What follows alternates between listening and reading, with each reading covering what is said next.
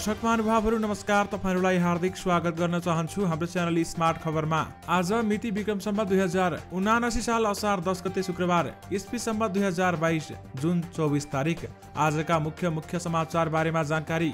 आज कहाँ के हुँदैछ, देशभर राजनीतिक अवस्था के कस्तो छ, मौसमको अवस्था के कस्तो छ र साथमा काठमाडौँका मेयर बालेन शाहले गरेको ठूलो चमत्कार अथवा ठूलो कामको बारेमा तपाईहरुमा जानकारी गराउनेछौं र साथमा शिक्षा, स्वास्थ्य, खेलकुद र केही विवादित विषयहरू पनि तपाईहरुमा राख्नेछौं। दर्शक महानुभावहरू, हाम्रो मेहनतका लागि यो भिडियोमा एउटा लाइक अवश्य गर्नुहोला। त्यसैगरी यदि तपाईहरुले हाम्रो च्यानललाई सब्स्क्राइब गर्नुभएको छैन भने सब्स्क्राइब गर्नुहोला, साथै छेउमा रहेको बेल घण्टीमा क्लिक गरी अलमा क्लिक गर्न पनि नबिर्सिनुहोला।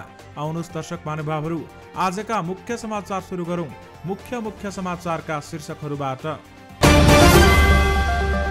मन्त्री हेरफेरको निर्णयले एकीकृत समाजवादीमा गन्जागोल, एक्लै चुनाव जित्ने गरी एमाले तयारी गर्नुपर्छ भन्दै नेकपा एमालेका अध्यक्ष केपी शर्मा ओलीको भनाई। धरानको नगर कार्यपालिका बैठकमा फेरि पनि विवाद, डीआईजी बडुवामा कुमारको छलाङ, चीनको टिप्पणी, नेपालले एसपीपी अस्वीकार गर्नु प्रशंसनीय, स्वतन्त्र उम्मेद्वारको जित अपवाद हो भन्दै नेकपा एमालेका अध्यक्ष केपी शर्मा ओलीले भने म्यानमारकी प्रजातन्त्रवादी नेत्री सुकी नजरबन्दबाट एकान्त कारावासमा, गरिबी निवारणमा गर्नुपर्ने लगानी फोहोर व्यवस्थापनमा भइरहेको छ भन्दै शहरी विकास मन्त्री रामकुमारी झाँक्रीको भनाई। न्यायाधीश वकिल संसदमाथि छानबिन भइरहेको छ भन्दै कानुन मन्त्री बन्दीले भने। चीनका लागि नेपाली राजदूतमा श्रेष्ठ नियुक्त, स्थानीय चुनावमा धोका भयो तर 5 दलीय गठबन्धन कायम राख्नुपर्छ भन्दै राष्ट्रिय जनमोर्चाले भन्यो। नेपाल प्रहरी र प्रदेश प्रहरी सम्बन्धी विधेयक दफावार छलफलमा सुर्खेतमा बर्ड फ्लू भेटियो। इन्धनको कर घटाउने विषयमा सरकारको ध्यानाकर्षण भएको छ भन्दै मन्त्री बडुले भने। न्यायाधीश कोइराला र वकिल पोखरेललाई कारबाही गर्न राष्ट्रिय प्रजातन्त्र पार्टीको माग। हाम्रो लक्ष्य अब वामपन्थी पहिलो दल भन्दै नेकपा माओवादी केन्द्रका अध्यक्ष पुष्पकमल दाहाल प्रचण्डले भने। साइकल चढेर जन्ती, साइकल चढेर दुलही भित्रिन्, मूल्य वृद्धिलाई ठूलो चुनौती, काठमाडौँमा जसले फोहोर गर्छ उसैसँग पैसा उठाउनु पर्छ भन्दै शहरी विकास मन्त्री रामकुमारी झाँक्रीले भनिन्। एमसीसीमा व्याख्यात्मक घोषणाले देश दुर्घटनाबाट जोगायौं, एसपीपीमा ओलीले राष्ट्रघात गरे भन्दै प्रचण्डले भने।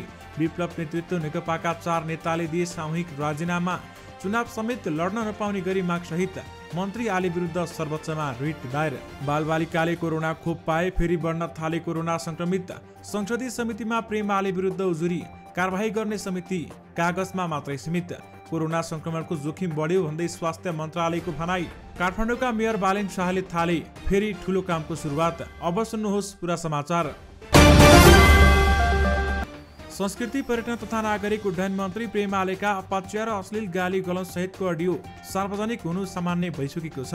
पछिल्लो समय उनले नेपाल वायुसेना निगमका कार्यकारी अध्यक्ष युवराज अधिकारीलाई अश्लील गाली गलौज गरेको अडियो सार्वजनिक भएपछि उनको आलोचना भएको थियो भने आलेकै चाहनामा अधिकारीलाई मन्त्री परिषदले हाल निलम्बन गरेको छ। संस्कृति मन्त्रीकै असांस्कृतिक शब्द र व्यवहार भएको भन्दै उनको आलोचना मात्रै भएको छैन, संसद सचिवालयमा उजुरी नै परेको छ। अधिवक्ता किशोर पौडेल, अनुपम भट्टराई र कानुनको विद्यार्थी रेजिना पौडेलले गत असार 5 गते संघीय संसदको आचरण अनुगमन समितिको नाममा प्रतिनिधि सभा सदस्यको आचार संहिता विपरीतको गतिविधि बारेमा उजुरी समेत गरेका थिए। विशेष गरी संसदीय समितिमा प्रेम आले विरुद्ध उजुरी परेको छ भने कारबाही गर्ने समितिमा कागजातमा मात्रै सीमित भएको छ। नेकपा माओवादी केन्द्रका अध्यक्ष पुष्पकमल दाहाल प्रचण्डले स्टेट पार्टनरशिप प्रोग्राम एसपीपीमा एमाले अध्यक्ष केपी शर्मा ओलीले राष्ट्रघात गरेको आरोप लगाएका छन्। ललितपुरमा आयोजित जनप्रतिनिधिलाई प्रशिक्षण दिँदै प्रचण्डले भनेका छन्, एमसीसीमा अमेरिकाले 12 बुँदे घोषणालाई स्वीकार गरेको छ। अहिले त्यो घोषणा योजनाकै अङ्ग बनेको छ, तर राष्ट्रवादी भन्नेहरूले एमसीसी जस्ताको तस्तै पास गर्न चाहेका थिए। राष्ट्रियताको संरक्षण गर्दै देशलाई दुर्घटनाबाट बचायौं। एमसीसीमा 12 बुँदे सहमति नगरेको भए गठबन्धन सरकार सभामुख प्रदेश सरकार गुमाउनु पर्ने अवस्थामा पुगेको भएकाले बाध्य भएको प्रचण्डको भनाइरहेको छ। उनले एसपीपीमा केपी ओली नै प्रधानमन्त्री र रक्षा मन्त्री भएको बेलामा सम्झौता भएको दावी समेत गरेका छन् र साथमा एसपीपीमा ओलीले राष्ट्रघात गरे भन्दै प्रचण्डको भनाइरहेको छ।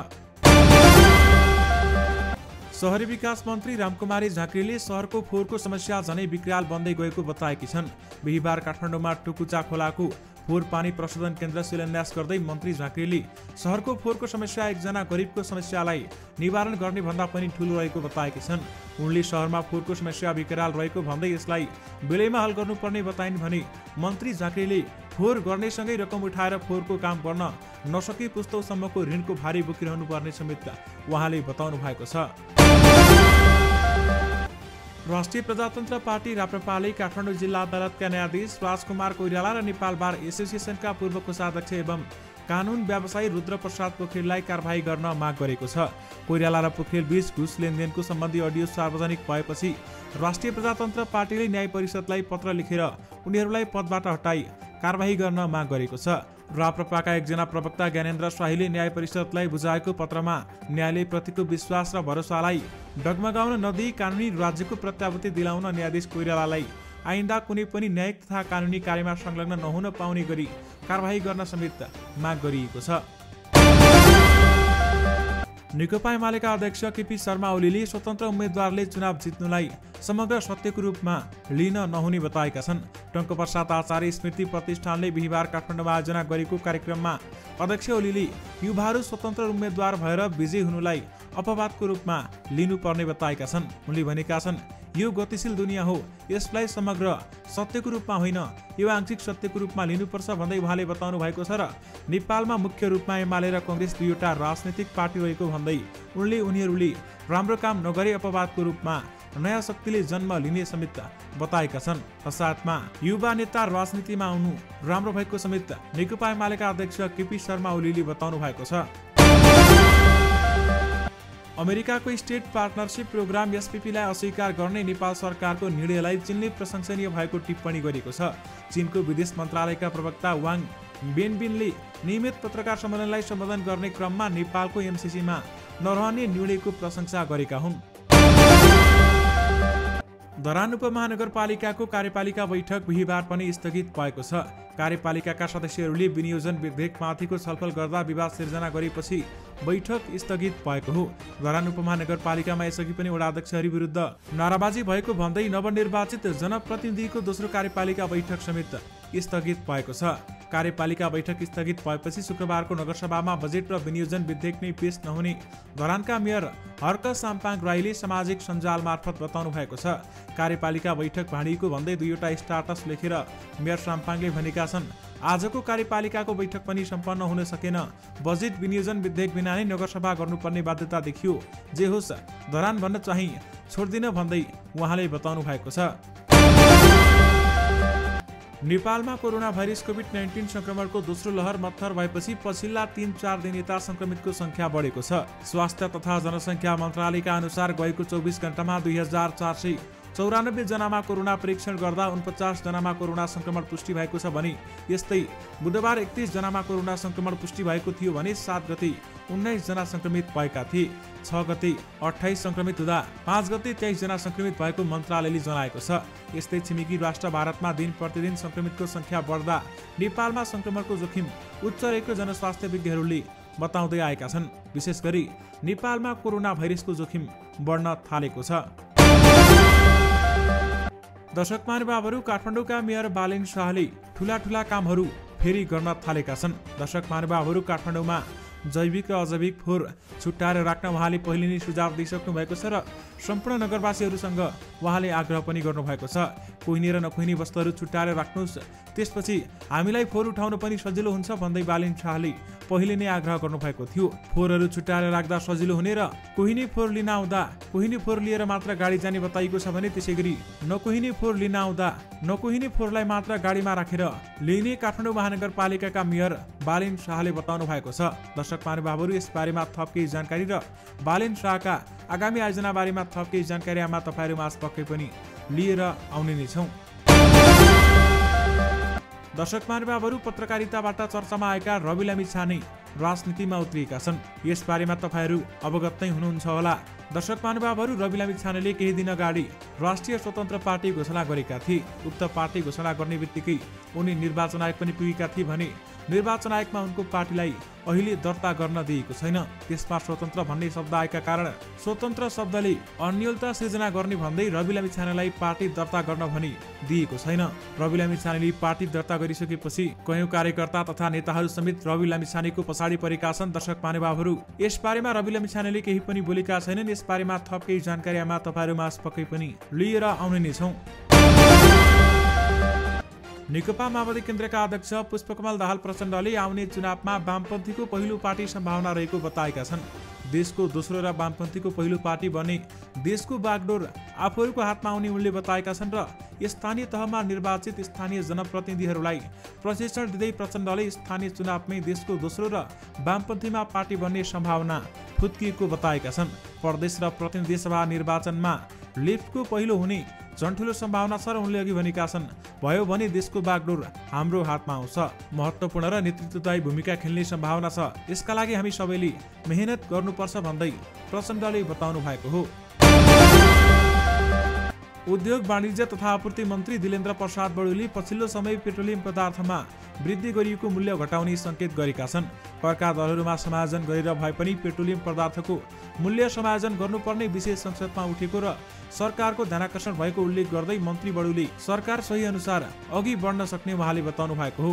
बिहिबार संसद भवन परिसरमा सञ्चारकर्मीहरूसँग कुराकानी गर्दै उनले विद्युतको खपत बढाएर पनि यसको मूल्यलाई सहज बनाउन सकिने योजनामा सरकार रहेको बताएका छन्। मन्त्री बडुले भने पेट्रोलियम पदार्थको मूल्य समायोजन गर्ने विषयमा सरकारको ध्यानाकर्षण भएको छ। सुर्खेतको वीरेन्द्रनगर नगरपालिकामा बर्ड फ्लू देखिएको छ। वीरेन्द्रनगर 3 का कृषक टेकराज आचार्यको फर्ममा पालेका टर्की कुखुरामा बर्ड फ्लू देखिएको प्रदेश पशुपक्षी निर्देशनालयले पुष्टि गरेको छ। बर्ड फ्लू देखिएपछि जिल्ला प्रशासन कार्यालयमा बसेको आकस्मिक बैठकले ती पक्षीहरू तत्काल नष्ट गर्ने निर्णय गरेको छ भने प्रमुख जिल्ला अधिकारी खगेन्द्र रिजालका अनुसार प्रभावित स्थलहरूमा पक्षीहरू नष्ट गर्नका लागि आरआरटी रिभ्यू रेस्क्यु टिम पठाइएको छ भन्दै बताइएको छ। बर्ड फ्लू पुष्टि भएको कुखुरा फार्म आसपासको क्षेत्रमा सेनिटाइज गर्ने निर्णय पनि बैठकले गरेको छ। प्रतिनिधि सभाले नेपाल प्रहरी र प्रदेश प्रहरी कार्य सञ्चालन सुपरिवेक्षण र समन्वय पहिलो संशोधन विधेयक 2079 दफावार छलफलका लागि संसदीय विषयगत समिति पठाएको छ। बिहिबार बसेको प्रतिनिधि सभाको दोस्रो बैठकमा गृहमन्त्री बालकृष्ण खाँडले यो विधेयकलाई दफावार छलफलको लागि सम्बन्धित समितिमा पठाउने सम्बन्धी प्रस्ताव प्रस्तुत गरेका थिए भने जसलाई सभाले सर्वसम्मत रूपमा स्वीकृत गरेको छ। गृहमन्त्री खाँडका अनुसार संघीय राजधानी काठमाडौँ उपत्यका काठमाडौँ, ललितपुर र भक्तपुरको सुरक्षा केन्द्रमा हात राख्ने कानुनी व्यवस्थाका लागि यो विधेयक ल्याएको हो। उनका अनुसार यो व्यवस्था हाल अध्यादेश मार्फत कार्यान्वयनमै रहेको छ। राष्ट्रिय जनमोर्चाले 30 वैशाखमा भएको स्थानीय तह निर्वाचनमा सत्तारूढ गठबन्धनका अरू दलले धोका दिएको निष्कर्ष निकालेको छ। तर प्रदेशसभा र प्रतिनिधि सभा निर्वाचनसम्म यही गठबन्धनलाई निरन्तरता दिनुपर्ने पनि निर्णय गरेको छ। असार 8 गते काठमाडौँमा बसेको पार्टी केन्द्रीय समितिको बैठकमा स्थानीय तह निर्वाचन र सत्ता गठबन्धनको समीक्षा भएको थियो। अध्यक्ष चित्रबहादुर केसीका अनुसार 5 दलीय गठबन्धनले नेकपा एमालेसँग तालमेल नगर्ने नीति अपनाए पनि नेपाली कांग्रेस, नेकपा माओवादी केन्द्र, एकीकृत समाजवादी र जनता समाजवादीले उल्लङ्घन गरेका छन्। एमालेसँग खुला वा छद्म प्रकारले गठबन्धन गरेर सत्तारूढ गठबन्धनभित्रै अन्तर्घात गरेको पनि अध्यक्ष केसीले जानकारी गराउनु भएको छ। चीनका लागि नेपालको राजदूतमा विष्णु कुमार श्रेष्ठ नियुक्त भएका छन्। राष्ट्रपति विद्यादेवी भण्डारीले श्रेष्ठलाई बिहिबार राजदूतमा नियुक्त गरेकी हुन् भने मन्त्री परिषदबाट चीनका लागि नेपाली राजदूतमा सिफारिस भएका श्रेष्ठको नाम संसदीय सुनवाई समितिले पनि अनुमोदन गरेको थियो। कानुन न्याय तथा संसदीय मामिला मन्त्री गोविन्द बन्देले घुस लेनदेनको विषयमा जिल्ला अदालत काठमाडौँमा न्यायाधीश राजकुमार कोइराला र अधिवक्ता रुद्र पोखरेल बीचको कुराकानीको अडियो बारेमा छानबिन भइरहेको बताउनु भएको छ। न्यायाधीश कोइराला र अधिवक्ता पोखरेल बीच व्यवसायी इच्छाराज तामाङलाई धरोटीमा छुटाउनका लागि घुस लेनदेन बारेमा कुराकानी भएको अडियो बुधबार सार्वजनिक भएको थियो भने बिहिबार यसै विषयमा संघीय संसद भवनमा पत्रकारहरूले सोधेको प्रश्नको जवाब दिँदै मन्त्री बन्दीले सत्य तथ्य पत्ता लगाउन छानबिन समिति गठन गरेको समेत बताउनु भएको छ। भ्रष्टाचारको आरोपमा म्यानमारको राजधानी नेपिटोमा सेनाले बनाएको जेल परिसरमा नजरबन्दमा राखिएकी प्रजातन्त्रवादी नेत्री आङ सान सुकीलाई एकान्त कारावासमा पठाइएको छ। आधिकारिक कानुन बमोजिम उनलाई बुधबारदेखि एकान्त कारागारमा राखिएको सैनिक सरकारका प्रवक्ता जाव मिन तुनले बताउनु भएको छ। सेनाले रक्तपातविहीन विप्लवबाट हत्या भएपछि सन् 2021 को फेब्रुअरी यता सुकीलाई सैनिक सरकारले घरमै नजरबन्दमा राखेको थियो र पछि नेपिटोको कारागारमा बन्दी बनाएको थियो। नेकपा एमालेका अध्यक्ष केपी शर्मा ओलीले आगामी सङ्घ र प्रदेशको चुनाव एक्लै जित्ने गरी तयारी गर्नुपर्ने बताएका छन्। बिहीबार साँझ आफ्नै निवास बालकोटमा पुगेका एमालेका राष्ट्रिय सभा सदस्यहरूसँग अध्यक्ष ओलीले आन्तरिक रूपमा पार्टी एकताबद्ध हुँदा एक्लै बहुमत ल्याइने बताएका छन् र साथमा अहिलेसम्म हाम्रा विरुद्ध गठबन्धन सक्रिय छ, प्रहार गरिरहेको छ, तर प्रहार रोक्ने गरी जानुपर्छ। ओलीको भनाई उद्धृत गर्दै एक सहभागीले भने, आन्तरिक रूपमा एकताबद्ध हुँदा हामी नै जित्छौँ। मुलुक एमालेकै नीतिमा हिँडेकाले एक्लै बहुमत आउने स्थिति रहेको अध्यक्ष ओलीले बताएका थिए। दर्शक महानुभावहरू, मन्त्री हेरफेरको निर्णयले एकीकृत समाजवादीमा गन्जागोल देखिएको छ। पार्टी कार्यालयमा अलोकनगरमा बिहीबार बसेको सचिवालय बैठकमा नेताहरूले मन्त्री हेरफेरको निर्णय कार्यान्वयनमा जोड दिएका छन् र यसका लागि अध्यक्ष माधव कुमार नेपालले प्रधानमन्त्री शेरबहादुर देउवासँग पहल गर्नुपर्ने सुझाव र दबाब धेरै नेताहरूको रहेको थियो। एकीकृत समाजवादीको बैठकमा निर्णय कार्यान्वयन हुन नसकेको बारेमा जोडतोडले छलफल भएका छन्। सचिवालय बैठकपछि प्रचार विभाग प्रमुख जगन्नाथ खतिवडाले अब दिन होइन घण्टामा मन्त्री हेरफेर हुने प्रतिक्रिया संवाददाताहरूलाई दिएका थिए। महँगीले सर्वसाधारणको दैनिक कष्टकर बनेका बेलामा तनहुँमा भएको साइकल विभागको यति बेलामा चर्चा चलिएको छ। दाल, चामल, तेल, तरकारी मात्रै होइन, सार्वजनिक यातायातदेखि हवाई यातायातसम्मको भाडा महँगो तिर्न सर्वसाधारण उपभोक्ता बाध्य भइरहेका छन्। रासायनिक मल त किन्छु भन्दा समेत नपाएर किसान खेतीबारी बाँझै राख्नुपर्ने बाध्यतामा परेका छन् भने पेट्रोलियम पदार्थमा गरिएको चर्को मूल्य वृद्धिको मारमा परेको भन्दै तनहुँका एक युवाले साइकल चढेर विवाह गरेका हुन्। व्यास नगरपालिका 10 कुमलटारीका 26 वर्षीय विनोद सापकोटाले आफूसहित जन्तीहरूलाई पनि साइकलमा लगेर मङ्गलबार बेहुली भित्राएका हुन्। उक्त दृश्यले मूल्य वृद्धिलाई चुनौती दिएको छ। दर्शक महानुभावहरू, यससँगै तपाईँहरूमा आजका सबै मुख्य समाचारहरू राखिसकेका छौँ। फेरि पनि तपाईँहरूमा नयाँ रिपोर्टको साथमा अथवा नयाँ दिन नयाँ मुख्य समाचारको साथमा उपस्थित हुने नै छौँ। अहिलेलाई भने मलाई बिदा दिनुहोस्। नमस्कार।